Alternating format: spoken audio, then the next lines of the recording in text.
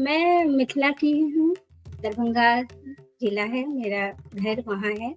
मैं क्षत्रिय समाज से बिलॉन्ग करती हूँ, मैथिल हूँ और साइंस बैकग्राउंड की हूँ। मैंने साइंस में ही पढ़ाई की है। I am a faculty of microbiology और मैंने कॉलेज स्कूल में पढ़ाया भी, मैं अपनी कोचिंग चला रही हूँ। अड़पन को सीखना मैंने शुरू किया बचपन से ही, क्योंकि अड़पन कोई नई चीज़ नहीं है हम लोग के लिए। मेरी माँ, नानी, दादी, पीसी, बुआ जिसको कहते हैं, वो लोग सभी अड़पन डालते थे और मुझे बहुत फैसिनेट होता था कि आखिर ये कितना सुंदर है आर्ट, क्योंकि जो जिसके अंदर कला छुपी रहती है ना, वो हर फॉर्म में कला को ढूंढ लेता है। तो मैंने भी अड़पन में एक अपने आप को बड़ा रचनात्मक एक ये देखा कि हाँ, अड़पन तो बहुत ही सुंदर है, फूल पत्ती बनाओ, ये करो वो करो, इसमें ये डिजाइन डालो। तो काफी समय तक मैं उसी को फॉलो करती रही कि माँ ने ऐसा बनाया तो मैं भी ऐसा बना लूंगी। लेकिन कुछ जब बड़ी हुई तब काफी दिन के बाद, तो काफी मतलब शादी हो गई, ससुराल में भी मैंने वही देखा। मेरे अंदर हमेशा ये क्यूरियोसिटी रही कि अड़पन के पीछे, इसके बिहाइंड क्या है, सोच क्या है, इसको क्यों करते हैं, इसको कैसे सही करना है, क्या गलत है कहीं कहीं।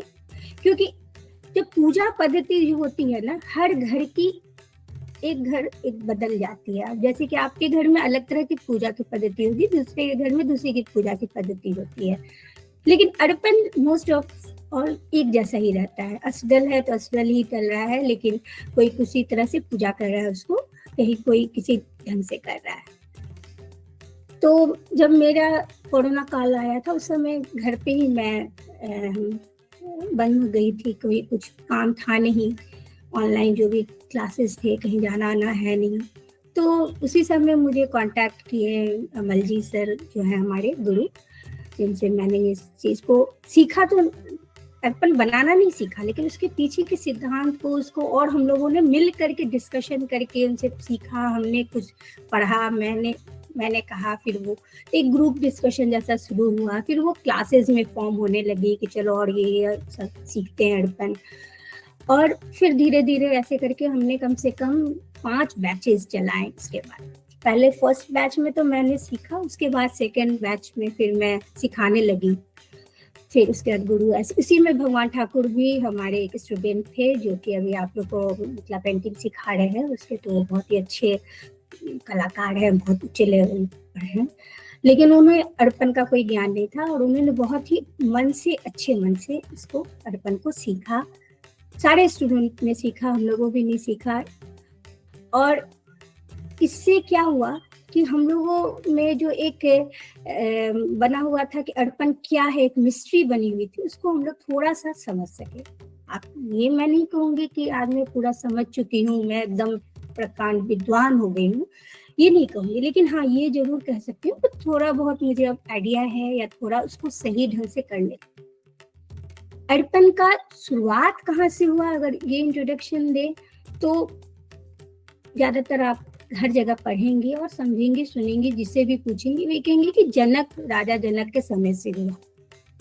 तो राजा जनक इसलिए हम लोग ये करते कि सीता माँ है वहां से, और जब बारात का स्वागत हो रहा था तो वहां की महिलाएं, हमारी मिथिला की महिलाएं, उनके स्वागत के लिए ही कुछ चित्र करने लगी। मिथिला पेंटिंग्स भी शायद वहीं से आगे आया, या फिर अड़पन भी शायद वहीं से आया। तो हम लोग एक तरह से एक मूल जहाँ से कहें तो वो उस काल से ही हम लोग का मूल हुआ। जब हम अड़पन को देखते हैं ना, तो अड़पन का काम होता है, क्या काम है, उसके पीछे का उद्देश्य क्या है, ये समझे कि अड़पन होता है हम कहीं किसी चीज को प्रेजेंट कर रहे हैं। समझ रही हैं? अड़पन को किसी चीज से प्रेजेंट कर रही है, जैसे कि मुझे कोई काम करना है, उससे पहले हम वो उसका प्रिपरेशन करते हैं।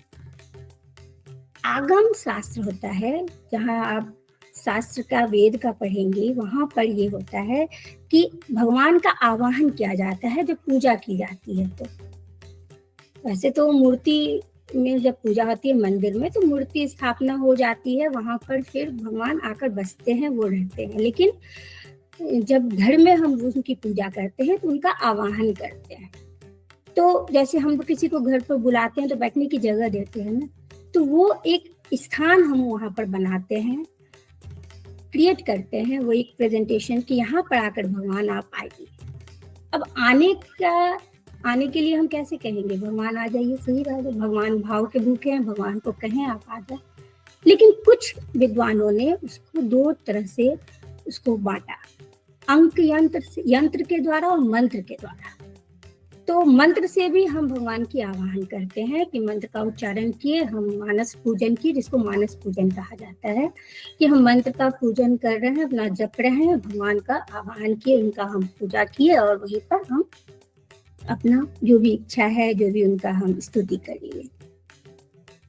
एक होता है यंत्र के द्वारा, जब यंत्र को बना करके उसको हम बकायदा वो अंक गणित ही मान लीजिए उसको, अंक के, वर्ण के, सबके सबका उसका, जब आप डिटेल में इसमें जाएंगी तब आप समझेगी, लेकिन इस पर मैं अभी जाना नहीं चाहती हूँ, इसका थोड़ा बेसिक बता देती हूँ। तो यंत्र बनाने का, अब यंत्र बनाना सहज नहीं होता है, यंत्र बहुत ही कैलकुलेटिव, ज्यामितीय आकार बहुत ही ज्यादा कैलकुलेटिव भी होते हैं, इसको बहुत ही गूढ़ उसके लिए शिक्षा चाहिए, उसको समझने के लिए बहुत ही पढ़ाई करनी पड़ती है, तब जाकर कोई सही यंत्र बना पाता है। और इसी से तंत्र भी जुड़ा रहता है, तांत्रिक पूजा भी इन्हीं सबसे जुड़ी हुई। तो मिथिला में जब ये कल्चर कब से शुरू हुआ, मान लीजिए वैदिक काल में हमारे कोई भी पूजा पाठ में स्त्रियों की भागीदारी भी बहुत ही ज्यादा थी, इक्वली थी, गार्गी जैसी थी विद्वान वो लोग, या भी और भी ज्यादा। पहले पुरुष और महिलाएं अलग नहीं कोई काम करते थे, लेकिन धीरे धीरे समय बदला, पुरुष ज्यादा हावी होने लगे महिलाओं पर, और महिलाएं अपने आप को घर के अंदर सीमित करने लगी। इसका पीछे कारण शायद बाहर के आक्रमण भी थे, जिनसे कि बचने के लिए महिलाएं अपने आप को छतवाली के अंदर छुपा ली, वो पूजा के वैदिक इसमें नहीं जाती थी पूजा बाहर निकल करके। लेकिन वो अपना पूजा करना नहीं छोड़ी, वो क्या कर रही कि पूजा जब करेंगी तो अब वो किस उद्देश्य, किस जरिया से पूजा करें, इस पर वो अपना ध्यान देंगे। क्योंकि मिथिला की जो महिलाएं हैं बौद्धिक स्तर पर बहुत ही उच्च स्तर पर रही हैं, उन्हें हर चीज का ज्ञान और अच्छा नॉलेज ये रहता था उन्हें पूजा पाठ ज्ञान, वेदों का ज्ञान पढ़ती थी। तो वो 2-3 माध्यम अपना चुन ली भगवान के साथ कनेक्शन के लिए। वो बोली कि ठीक है, तुम मुझे रोकोगे बाहर जाने से, मैं घर के अंदर ही पूजा करूंगी। तो पूजा करने में उन्होंने एक अर्पण को भी चुना। अब उसके पीछे क्या लॉजिक है वो भी मैं बताऊंगी। उन्होंने गायन को भी चुना, वो गाना गा करके भी स्तुति करने लगी। उन्होंने चित्रकला को भी चुना, जो आगे मिथिला में जो मिथिला कल जो आप चित्रकला कह रही हैं, वो सब भी एक तरह का पूजा का ही एक चीज है, मेडिटेशन जिसको कहिए, भगवान के साथ कनेक्शन का। तो जब हम ये देखते हैं वैदिक काल से ही इस अर्पण की चर्चा वेदों में या पुस्तकों में हुई है। मैं एक श्लोक पढ़कर आपको सुनाती हूँ, जिसमें है कि पूज्य मंगला तत्र मंडले विधि सदा सदा मंगला देवी की विधि पूर्वक पूजा। मतलब यानी उस मंडल पर, यानी उस जगह पर आप पूजा करें मंगला देवी की। गो चर्म मात्र संचय मध्य मंडलाम चरेतु मंडले स्थापयेत कुंभम त्राम वा मुन्नमम भूष्यो। यानी क्या कि गो चर्म से परिचित, जहां पर गोबर से लीप करके भूमि को पवित्र किया गया हो, उस जगह पर आप मंडल यानी कि अर्पण बनाएं और उस जगह पर अपने घट को, या ताम्र के बना हो या मिट्टी का घड़ा है, उसको स्थापित करके पूजा करें। अब पूजा जो ये क्या कहते हैं, अर्पण का जो सिद्धांत है, तो जब हम देखते हैं अंक यंत्र या रेखा यंत्र के साथ साथ हम देखते हैं कि रेखा यंत्र यानी कि लाइन का यंत्र, ये खींचने का एक ज्यामितीय पैटर्न होता है। बिंदु का भी एक महत्व है, त्रिकोण का भी महत्व है, अभिभूत बिंदु यानी कि त्रिकोण के अंदर बिंदु का की भी एक उसके स्पेसिफाई उसका एक महत्व है। पूरब दिशा की तरफ जब हम करके अर्पण का ये करते हैं, बनाते हैं, उसका भी महत्व है कि हम दिशा निर्धारित करते हैं कि हमें किस तरफ से, आप किसी भी डायरेक्शन में अर्पण नहीं बना सकते हैं, आपको वो डायरेक्शन रखना है। पूरब की तरफ वो पूर्व का एक पहला लाइन होता है, उसका पार्श्व रेखाएं नीचे जाती है, त्रिभुज बनती है। दो त्रिभुजों को जोड़ करके जब हम वो आकृति बनाते हैं तो उस जोड़ को कहा जाता है योग संधि। और जब तीन रेखाएं उसी में जुड़ जाती हैं, जब तीन रेखा एक बिंदु से जुड़ रही है, उसको कहते हैं मर्व, यानी कि मर्व संधि या मर्व उस जगह को कहते हैं। तो किसी भी वस्तु के स्थान पर उसको व्यक्त करने के लिए जिस चिन्ह का हम उपयोग करते हैं उसी को प्रतीक कहा जाता है। तो अर्पण एक प्रतीकात्मक ये है, जहाँ पर हम प्रतीक स्वरूप, हम किसी भी चीज को हम यहाँ उपस्थित नहीं कर रहे हैं, बल्कि अर्पण के माध्यम से हम सिर्फ उसका प्रतीक यहाँ पर बना करके हम वहां पर भगवान को आवाहन करते हैं कि आप यहाँ बैठिए। आप समझ रही हैं? कोई दिक्कत तो नहीं हो रही है? नहीं मैम, बहुत सुंदर है। मैम एक बता दीजिए, तीन लाइन को जोड़ के जो बोले वो क्या कहते हैं? इसको मर्म कहते हैं। मैं रिटर्न में भी आपको दे दूंगी, कोई दिक्कत नहीं है, मैं सब बना करके दुआ बताऊंगी, अभी आप सुन लीजिए, ठीक है? इसके बाद मैं बताऊंगी, ठीक है? तो जब हम किसी चीज को, जैसे मान लीजिए कि अगर हम, लेकिन आप इसका कोई फिक्स नहीं रख सकती हैं कि हम जो चिन्ह बना रहे हैं वो मेरा सही है। जैसे मान लीजिए कहीं आज इंडिया में ग्रीन लाइट का मतलब है ग्रीन सिग्नल, आप आगे जा सकते हैं। कहीं बाहर हो सकता है ग्रीन का मतलब कुछ अलग हो, आप समझ रहे हैं? तो उसके पीछे भी एक साइंस है कि हम एक फिक्स कर लेते हैं, हम किसी चिन्ह को हम यही मानकर चलेंगे, यही एक संस्कृति कहलाती है। मिथिला की संस्कृति में एक फिक्स हो गया है कि इस चिन्ह को हम यही मानेंगे, तो वो चीज आपको मिथिला में मिलेगी। हो सकता है दूसरे कल्चर में उस चीज का अलग महत्व हो, अलग ही उसका बोध करारी हो। जैसे कमल का फूल, कमल के फूल आप अक्सर देखेंगी, मिथिला पेंटिंग में भी देखेंगी, आप हर जगह पूजा में ही देखेंगी। हिंदू में ही, हिंदू के अपने ही हिंदू इसमें धर्म में कमल का बहुत इंपॉर्टेंस दिया गया है। इसके पीछे भी लॉजिक है। इसके पीछे लॉजिक क्या है कि कमल को इतना महत्व देने के पीछे कारण क्या है कि कमल जो है वो एक ऐसा पुष्प है जो कीचड़ में उगता है। कीचड़ पानी में ही वो उसका वो आगे खिलता है, लेकिन फिर भी कमल के पत्ते जब पानी के अंदर रहें या उसके तल पर रहें, उससे अछूते रहते हैं, पानी उससे टच नहीं करता है, उससे अलग रहता है।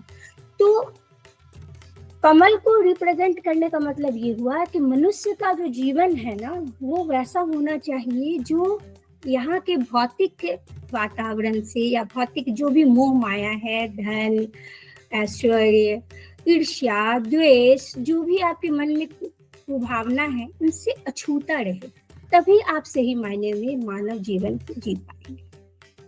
इसलिए कमल को इतना इम्पोर्टेंस दिया गया है। आप लक्ष्मी के को कमल प्रिय हैं, आप ये कहती हैं, लेकिन कमल, उनके पैरों के पास कमल रहते हैं या कमल पर आसीन है, उनका भी यही कहना है लक्ष्मी ऐश्वर्य की देवी है।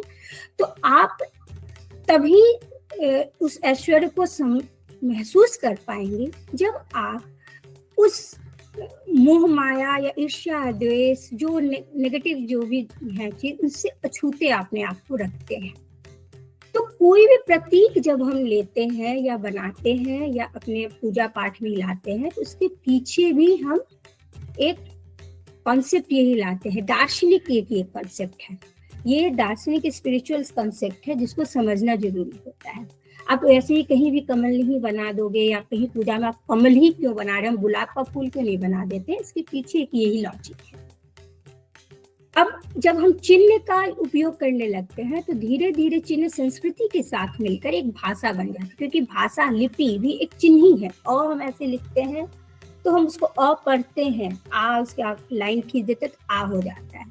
उसी तरह हम जब धीरे धीरे अर्पण को बनाते हैं तो अर्पण भी पढ़ने लगते हैं कि अर्पण में हम क्या बना रहे हैं, क्या कहना चाह रहे हैं, कैसे वो जुड़ा हुआ है, इसके अंदर क्या छुपा हुआ है, हम क्यों एक ही रेखा डाल रहे हैं, हम क्यों दो रेखा डालेंगे, हम क्यों यहाँ सिंदूर लगाएंगे। बहुत लोगों को देखेंगे कि अर्पण ऐसे बना दिए, कुछ भी कर दिया और चारों तरफ सिंदूर डाल दिए, खूब सारा सिंदूर डाल दिए और डेकोरेशन, वाह उजला है अर्पण, उस पर लाल लाल लाल ठोक दे दिए, बहुत सुंदर लग रहा है अर्पण। मेरा भी यही सोचना था पहले। आप पत्ते देते जा रहे हैं, आप लाइनें देते जा रही हैं और आपको पता ही नहीं है कि ये लाइन पत्ते आवश्यक भी है कि नहीं। आप कुछ भी जब लिखती हैं अपनी कॉपी में तो आप उसके अकॉर्डिंग ही ना लिखेंगी। आपको लिखा जाएगा कि गाय हमारी माता है और गाय का लिखते लिखते आप लिख देंगी घोड़े के बारे में भी, किसी और जानवर के बारे में, तो क्या वो लेख सही कहा जाएगा? नहीं कहा जाएगा। उसी तरह अर्पण में भी जब आप कोई चीज मंडला मतलब क्रिएट कर रहे हैं तो उस पर वो प्रॉपर एक पिक्चराइजेशन होना चाहिए, उसकी एक लैंग्वेज होती है जिसको समझना जरूरी होता है अर्पण बनाना, तभी वो अर्पण जागृत होता है। अब यंत्र को भी जागृत किया जाता है, उसी तरह अर्पण को भी जागृत किया जाता है। सिंदूर का जिसको ठोक कहते हैं, टीका लगा करके। अर्पण हमेशा बनता है पिठार से। पिठार क्या है? पिठार है चावल का पेस्ट। अब चावल भी अरवा होना जरूरी है, आप उसना चावल या बॉइल्ड राइस से नहीं कर सकते हैं। पिठार बनाने के लिए आपको 12 घंटा पहले चावल को फूलने के लिए पानी में भिगो कर रख दो। उसके बाद जैसे कि सुबह करना है तो रात में कर दो, या रात में करना है तो सुबह। उसका उसका फाइन पेस्ट बनाकर, पतला पेस्ट बनाकर आप उससे बना सकती हैं। इसमें नियम क्या है कि अर्पण को हमेशा दाहिने हाथ से बनाते हैं। सिर्फ एक अर्पण बाएं हाथ से बनता है, तो मैं बाद में आपको बताऊं। दाहिने हाथ से बनाते हैं और हमेशा 3 उंगलियों की सहायता से अर्पण बनता है। ऐसे अर्पण का एक है, इसको अर्पण हमेशा 3 उंगलियों की सहायता। अगर अर्पण में आपके 3 उंगलियों के निशान नहीं आ रहे हैं या उंगलियों के निशान नहीं आ रहे हैं तो अर्पण सही नहीं कहा जाएगा। आपको उंगलियों के निशान आने जरूरी हैं। और इस उंगली से, हमेशा इस उंगली से सिंदूर लगाना चाहिए। कभी इस उंगली से या कोई भी ऐसे, इस उंगली को वर्जित माना गया है पूजा पाठ में। हमेशा इस उंगली का प्रयोग करें सिंदूर लगाने में, ठीक है। अब मिथिला सांस्कृतिक लोक चित्रकला भी अर्पण को एक कहा जाता है। मैम एक मिनट, ये जो अर्पण है ना, उसको माने चित्रकला जिसको कहते हैं, मिथिला चित्रकला, उसको भी 3 भागों में बांटा गया है। जैसे कि 4 भागों में, सॉरी 3 नहीं 4। एक आंकिक होते हैं, आंकिक मतलब जिसको अंकित किया जाता है। एक वाचिक होते हैं, लोक कला, मिथिला की लोक कला, जिसमें बोलकर या करके आपको अपनी संस्कृति बताई जाती है, लोग अपनी अभिव्यक्ति व्यक्त करते हैं। एक निर्मित होती हैं जिसमें कि लोग बना करके कुछ निर्मित करती हैं, और एक अभिनय जिसमें कि लोक कला की अपनी अभिनय होते हैं। तो आंकिक जो है उसमें भी हम 3 तरह के एक पार्ट देखते हैं। एक भित्ति चित्र देखते हैं। भित्ति चित्र होता है कि दीवार पर आपके अंदर वो चित्रकला की जाती है, जिसको मिथिला पेंटिंग में आप जाइएगा घर पर दीवारों पर देखिएगा। एक होता है भूमि चित्र, इसी को अर्पण कहा जाता है। जो चित्र बनाया जाता है भूमि पर, उसको भूमि चित्र के अंतर्गत ये आता है।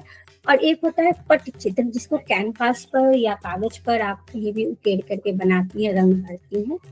तो इन चीजों को समझना जरूरी है कि हम जब अर्पण बना रहे हैं इसका बैकग्राउंड क्या है। अर्पण अभी हम सिखाएंगे आपको 18 अर्पण, जिसमें की है अष्टदल, खष्टल, चतुर्शंख, सुखरात्रि अर्पण, पृथ्वी अर्पण, गहवा, संक्रांति अर्पण, षष्ठी पूजा अर्पण, स्त्री दशपात अर्पण, पुरुष दशपात अर्पण, उत्तन लगेवाक अर्पण, मुहूर्त दशपात अर्पण, कोजगरा, साज, इसी तरह मधुश्रावणी, द्वादशा अर्पण, फिर कल्याणदायी पूजा का अर्पण, इन अर्पणों को भी ना अलग अलग भागों में बांटा गया है। एक होता है धार्मिक चित्रकला, जिसमें कि धार्मिक ये चीज होते हैं, जिसमें कि पूजा पाठ से जिसको जोड़ा जाता है, जैसे खट दल अर्पण, अष्ट दल अर्पण, ये लोग पूजा में यूज करने वाले अर्पण है। एक होता है मांगलिक चित्रकला या अर्पण, जैसे मंगल कार्यों में, जैसे कि स्त्री 10 पाठ, स्त्रियों के मांगलिक कार्य में, पुरुष 10 पाठ, पुरुषों के 10 मांगलिक कार्य में, या फिर उपटन लगेवा अर्पण, ये सब। और एक होता है उद्देश्यात्मक अर्पण, जिसके पीछे कुछ उद्देश्य होता है, उसके पीछे मांगलिक धार्मिक तो होता है, साथ साथ उसके पीछे कुछ एक और खास लॉजिक भी होती है। जैसे षष्ठी पूजा का अर्पण, जब मैं आपको बताऊंगी तो उसके पीछे क्या उद्देश्य है औरतों का। तो अर्पण जब सिमट कर रह गया, औरतों के हाथ में आ गया, तो जेंट्स भी सीखने लगे हैं, करने लगे हैं, लेकिन अभी तक नॉर्मली अभी तक स्त्रियां ही अर्पण को सीख रही हैं, कर रही हैं। तो अभी आप ध्यान दीजिएगा, मिथिला में अभी भी घर की पूजा, जो गोसाउन की पूजा होती है, वो स्त्रियों के हाथ में है, क्योंकि स्त्रियां उनसे जुड़ी हुई रही, अपने आप को भगवान से जुड़ी हुई, और इतनी उनके अंदर वो सक्षमता रही हो कि कुल का मंत्र भी जो होता है वो स्त्रियां ही देती हैं। मातृ शक्ति इतनी प्रभावित या इतनी अपने आप को स्थिरता रखी अपने अंदर, अपने घर के अंदर भी रह करके वो इतनी जुड़ी हुई रही, अपने आप को ऐसे उच्च स्तर पर ले गई कि मंत्र, कुल का मंत्र भी एक माँ को एक बेटे से मिलता है, बहू को एक सास से मिलता है। अभी तक मिथिला में यही चल रहा है। तो मिथिला की सांस्कृतिक लोक चित्रकला में अर्पण का क्लासेस अब यही शुरू होगा। अब आपको कुछ पूछना हो तो पूछ सकती हैं।